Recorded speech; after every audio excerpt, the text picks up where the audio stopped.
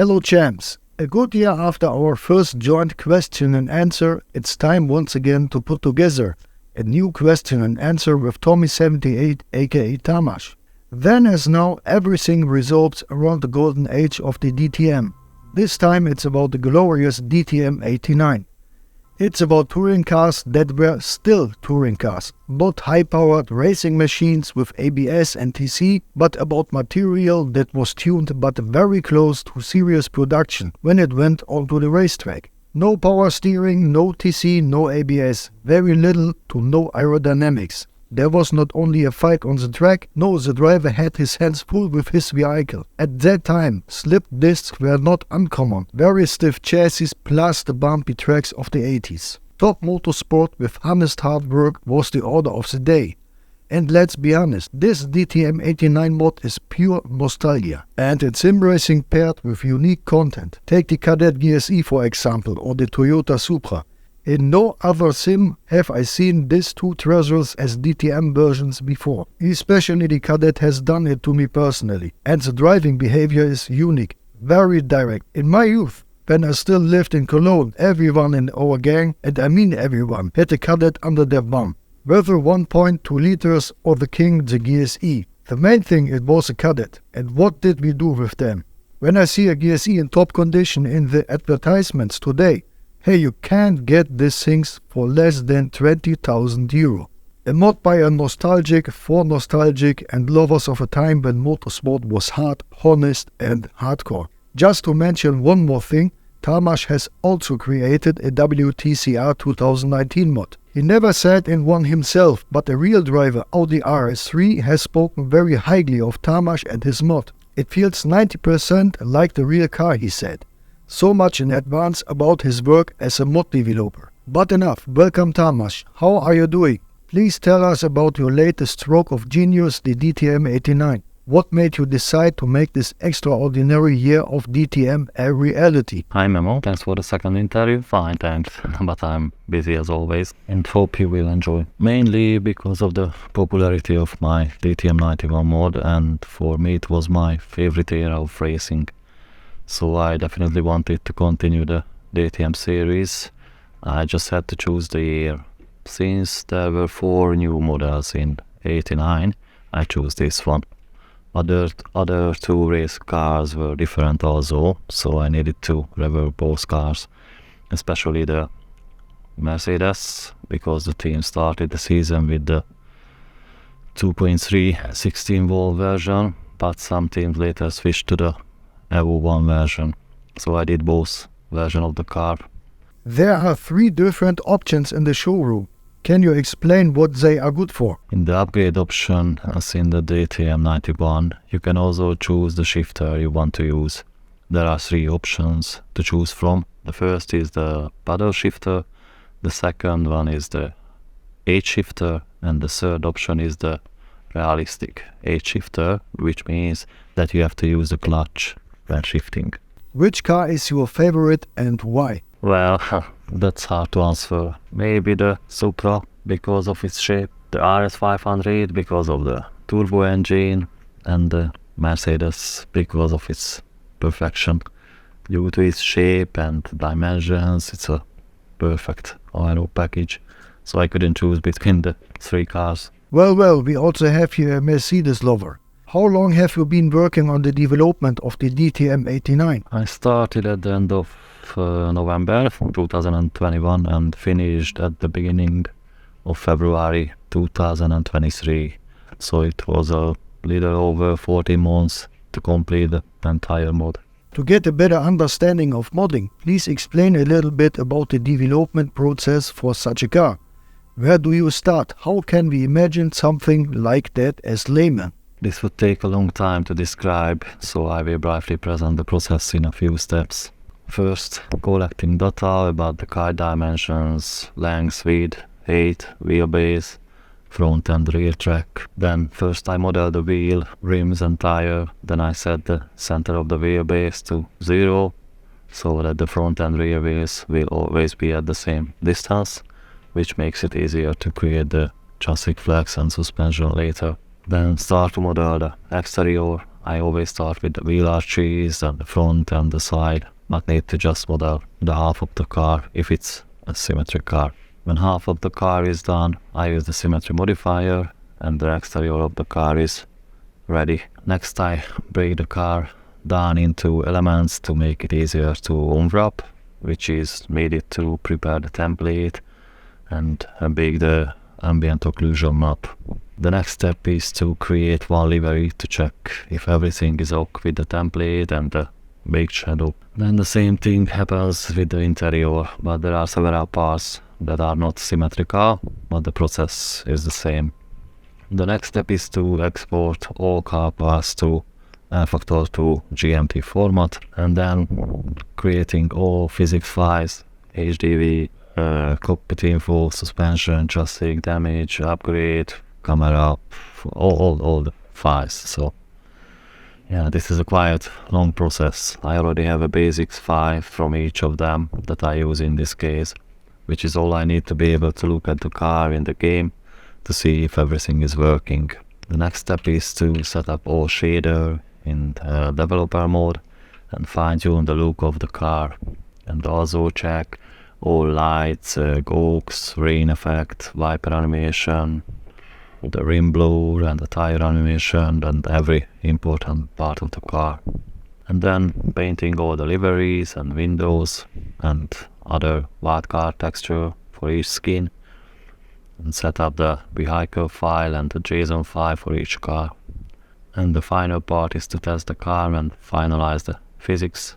It is still long, but 2-3 months process cannot be described in a few sentences. Nevertheless, a very detailed and interesting answer. So a lot of work is behind it. When we talk about physics and data, what exactly is meant by that? It's a difficult question, because physics and data mean slightly different things on both sides. For those who just play with the cars, data and physics mean only how many horsepower, what the top speed is, how well it grips in the corner.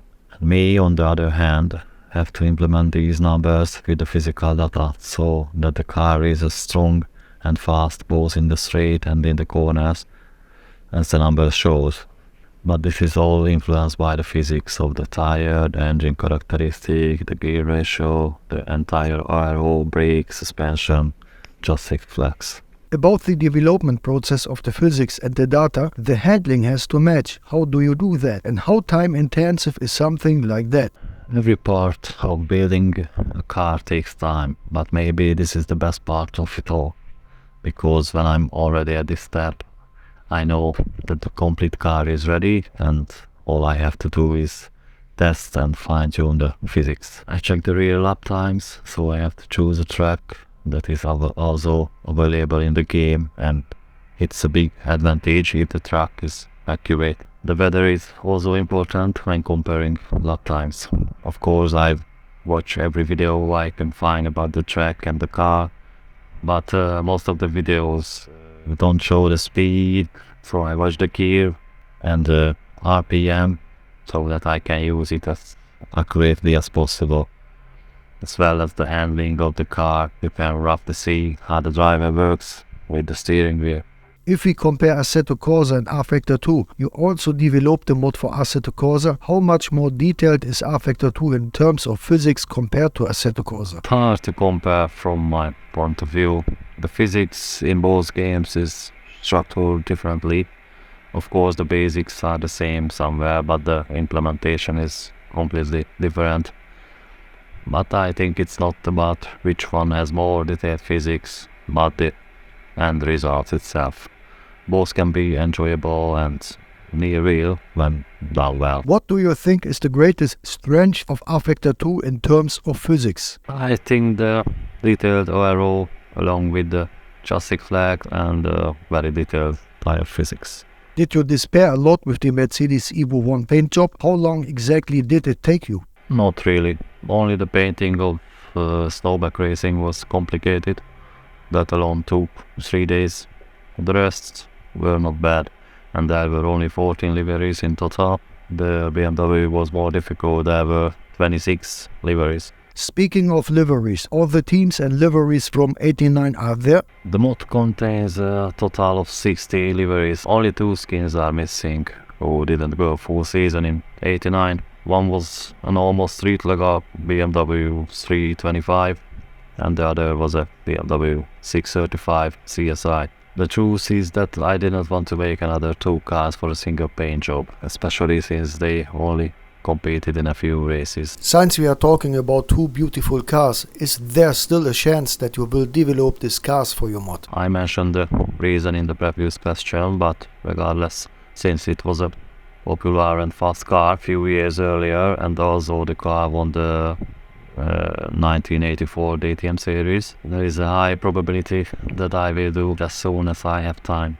What are you working on at the moment? I'm currently working on updates to my previous works, mainly because the sound engine has developed for rFactor2. For those of you who have been following me, you may have seen that I've been updating a lot of content over the past 2 months after I just finished the DTM 89, including the TCR 2019 and the DTM 89 for Assetto Corsa, and also the DTM 89 and 91 for rFactor2. And in the meantime I also released the RS 580cc version for Assetto Corsa, but still plenty to go. So Okay, now we've talked a lot about your mods. Why don't tell you us something about your active career as an amateur racing driver? In which class and with which car did you race? When exactly was that? In one picture we see a lot of trophies. Please tell us about them. unfortunately my amateur racing career was a long time ago. It started back in 2003 when I was working at the Suzuki dealership, and my boss also raced with a Suzuki Baleno, and he had 2 Suzuki Swift Cup cars that he rented out mostly. This is how my first race started, as the cars were not rented, so we could start with one of them at the rubbering. Since we both wanted to drive, we both drove 2 of the 4 stages. But unfortunately there were only 2 categories at the time, up to 1.6 liters and over 1.6. So with this Suzuki, which had around 50-60 horsepower by then, since they raced with it all year, it was not possible to compete with the Golf GTIs or the Civic VTIs, but we still finished in the 9th place. This year we once again managed to compete in the last race of a mini rally series, where we finally managed to finish 24 seconds ahead of the champion, and we also managed to get the absolute 5th place in our division. 2 years later we were able to go to this race again, where only I was driving on all 4 stages. The category was also the same as 2 years before.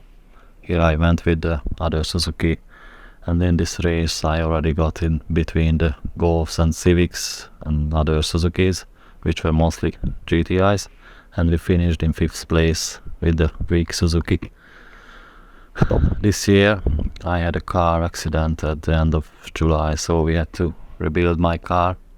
But with the amount I received from the insurance company, I was able to buy a Mark I Swift GTI, from which my race car was made. My GTI was ready by December, and at the end of the year we were able to run a race with it at the Tököl airport. The name was a Bala Rally, where we finished in 2nd place in the category. Then in 2006 we came to this rally twice more, where we won once and later we finished in 3rd. In 2006 we started in 3 more races. In the last race we achieved our worst result with our own car. We finished 6th there, but most of them already started with nearly professional cars. They use racing fuel and slick tires, so yeah. And we run with road tires and normal petrol. In the other 2 rallies we achieved the 1st and the 2nd place, but these 2 races were the best of them all. We could have won both, but unfortunately those who were in the 2nd place all the way behind us accidentally went half a minute better in the last extra stage. But Yeah, it was a really short career, but I really enjoyed racing and I still miss a lot. Well, we can hear all the strong longing in your voice. I think we got you all very well. Is there anything you would like to say to the audience before we say goodbye? I just want to say that I'm trying to finish all the planned updates as soon as possible. And a few words about upcoming updates and future content. At the moment, the updates only affects rFactor2, as the game is currently under development, so I always have to follow the modifications and fixes, which is often delayed, since we usually only get useful information about updates and fixes very late. The updates and fixes are mainly due to the new sound engine, and some shaders have also been changed. But on top of that, there will be aero and tire upgrades, and there will also be an endurance upgrade option for the TCR 2019. And I would like to say a few words about a few planned cars, which will mainly be BTCC, ATCC, and some DTM cars from the 80s and 90s. Okay, I think we got a lot of interesting news from Tamas now. Thank you very much for your time. Thank you for the interview, Mo.